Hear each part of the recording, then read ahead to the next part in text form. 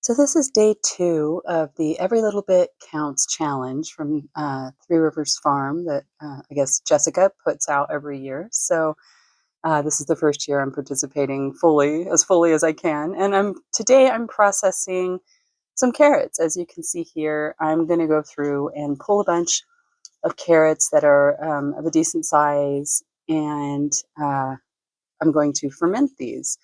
I love pretty much anything fermented. And so carrots work really well for that. And as I go through and thin some of these out so others have room to grow, I just am looking for anything that is big enough to cut into circles, or sometimes I do matchsticks, but this time I'm going to do circles.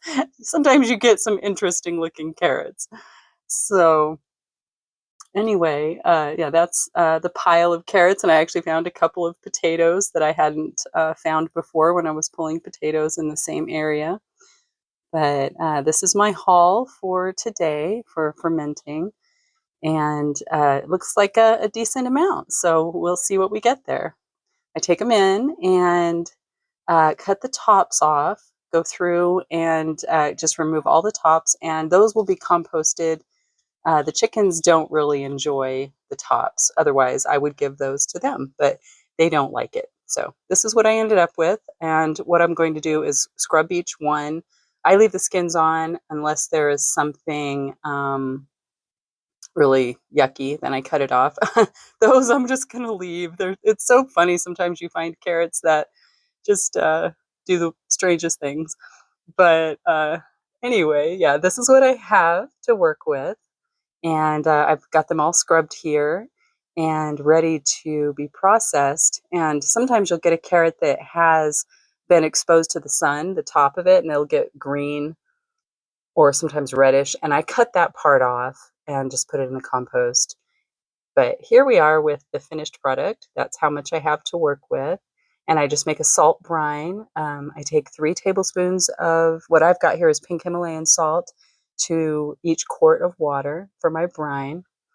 And then I have these tops that are made of silicone that are, they let gases escape, but they don't let any bugs or anything come through to get into my ferment. So what I'll do is just pack. I have 2 half-gallon jars and 1 quart-sized jar, and I just pack the carrots in there, and then I fill them with the brine. And sometimes I add garlic or some type of seasoning or something like that, or dill or whatever. But for today, I'm just going to ferment the carrots. I'm not adding peppers or anything like that to the mix. We really enjoy having the carrots just on their own as like a side, or maybe sprinkled in a salad or whatever. So yeah, that's what I'm doing here. I had added the salt, and I'm just stirring it in really well so it's well dissolved. Like I said, I'm using the pink Himalayan salt, but you can use you can use pickling salt, you can use kosher salt. I wouldn't use iodized salt because that doesn't really work well for fermentation, but any natural salt is great.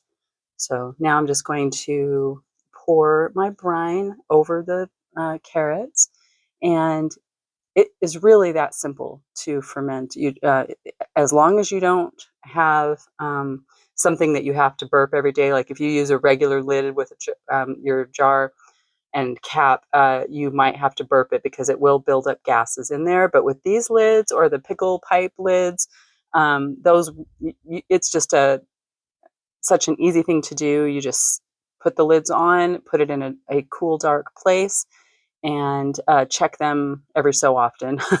And then after the first, I don't know, 3 or 4 days, you just give it a check and see how it tastes. And then whenever it gets to the level of fermentation that you like the taste of, because it will become more and more sour as it ferments more. This is lacto fermentation. So you can decide how sour you like it. And whenever that happens, you just stick it in your refrigerator. And we use a lot of fermented foods. And so these won't last the 6 months to a year that they could sit in your fridge. But That's why I love to ferment as much as I can in the summer because we will eat stuff like this all winter long, pickles and carrots and all kinds of things. So now I'm just putting that, and these are all sanitized, and I'm just putting the lids on, and that really is as much as you need to do. And then you just, like I said, put it in a cool, dark place and let it sit. That's it.